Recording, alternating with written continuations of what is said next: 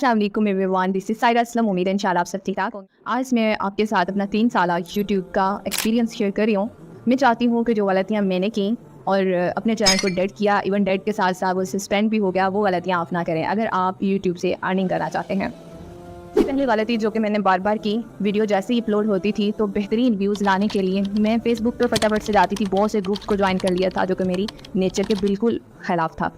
अच्छा, वहाँ पे मैं अपनी वीडियोस के लिंक शेयर किया करती थी। उसके अलावा अपने प्रोफाइल पे मैंने उस लिंक को डालना, उसके साथ स्टेटस पे लगाना, व्हाट्सएप पे बहुत से ग्रुप्स को ज्वाइन कर रखा था, वहाँ पे लिंक डाल देना।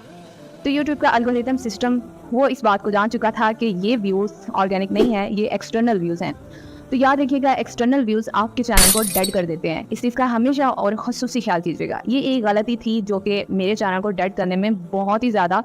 इसके बाद दूसरी गलती, इस तरह के रद्दी किस्म के बहुत सारे मैंने माइक ले रखे हैं।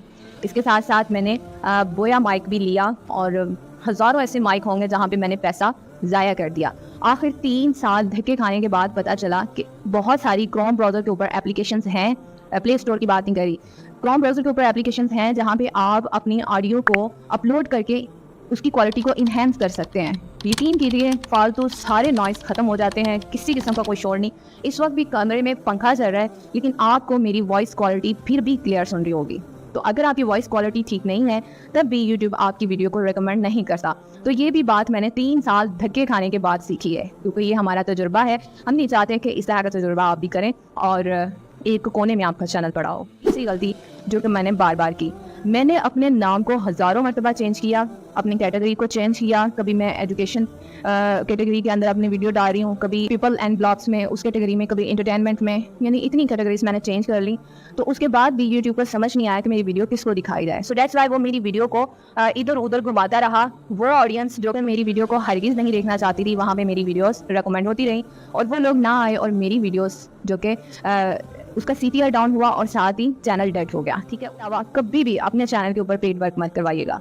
यकीन कीजिए, आपका चैनल डेड हो जाता है अगर आपका क्वालिटी कंटेंट हो। मैंने पेड वर्क भी करवाया था, सब्सक्राइबर भी लिए थे और वॉच टाइम भी पूरा करवाया था। इसके अलावा अगर आप अपनी वीडियोस को डालते हो, अच्छी SEO करते हो, अच्छे टैग्स लगाते हो, थंबनेल का ख़ुसूसी ख्याल करते हो, तो आपकी वीडियोस को यूट्यूब रेकमेंड करता है। आपकी वीडियो वायरल होने के हज़ारों चांसेस होते हैं, उसका CTR बढ़ता है और यूट्यूब आपको खुद प्रमोट करता है और वो खुद लोगों को सजेशन दे रहा होता है कि वो आपके चैनल पर आए। दूसरे आसान लफ्ज़ों में वो खींच के पकड़ के लोगों को ला रहा होता है कि आपके चैनल पर आएँ और आपकी वीडियो को देख के जाएँ। तो हमेशा आपने इस चीज़ का ख्याल करना है कि पैसा कमाने के चक्कर में फटाफट से पेड वर्क करवाने मत पड़ जाइएगा, ये आपके चैनल को डेड कर सकते हैं। तो इसके अलावा जो कि सबसे पहले मुझे बात करना चाहिए थी वो सबसे आखिर में कर रही हूँ। अपने चैनल की बेसिक सेटिंग्स जो हैं, बड़े बड़े यूट्यूबर जो सेटिंग सिखा रहे होते हैं, वहाँ से देख के कीजिएगा। अगर आप चैनल की सेटिंग के बगैर ही काम स्टार्ट कर देते हैं तो सारी ज़िंदगी टकरे मारते रह जाएंगे और चैनल एक कोने में पड़ा रहेगा, कभी भी ग्रो नहीं करेगा। तो लिहाजा अपने चैनल की बेसिक सेटिंग्स भी कर लीजिए। अब तो बात हो गई कि हमने ये सारी चीज़ें कर ली, अब वीडियो भी तो बनानी है, कंटेंट कहाँ से लेकर आए। तो आपके अंदर अल्लाह सुब्हानहू तआला ने एक दिमाग जैसा फीचर रखा हुआ है जहाँ पर बहुत सारे आइडियाज़ आते हैं और यूनिक आइडियाज़ होते हैं। आप लोगों की नकल करना छोड़ दें, लोगों को कॉपी करना छोड़ दें। आप जो हैं वो लोगों को दिखाएं कि आप क्या हैं।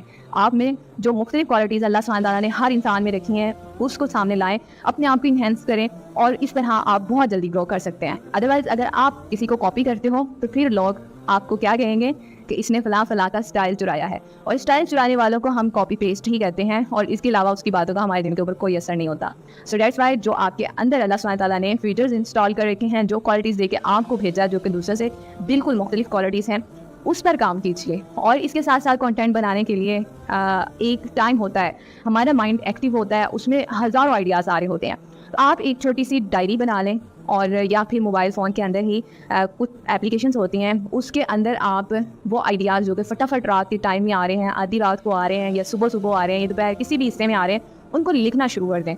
उन आइडियाज़ को लिख के आप सेव कर लें और उसके बाद उन आइडियाज़ के ऊपर काम करें। आप इन तमाम बातों पर अमल करते हैं तो नए से नया यूट्यूबर भी बहुत सारी तरक्की समेट लेता है। आप अब हैरान होंगे कि देखो आपको तो तरक्की दिखा रही हूँ और ख़ुद मेरे व्यूज़ कितने डाउन है।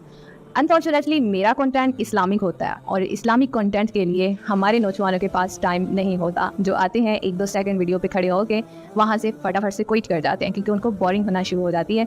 अगर इसके बरअक्स यहाँ कोई मूवीज़ या फिर टेक की बातें हो रही होती, आपको कुछ सिखाया जा रहा होता जो कि इस्लाम से बिल्कुल हट के होता, तो आप कि वहाँ पर लाइनें लगी हुई होती। तो ये अनफॉर्चुनेटली आज का हमारा अलमिया है, इस वजह से मेरे व्यूअर्स बहुत कम है।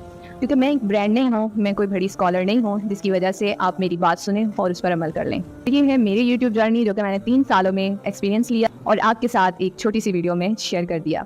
अगर आप अपने साथ भला करना चाहते हैं तो इन बातों को इग्नोर नहीं कीजिएगा, एक कान से सुन के दूसरे कान से मत निकालिएगा, बल्कि इनको फॉलो कीजिएगा। अस्सलाम वालेकुम रहमतुल्लाहि व बरकातहू।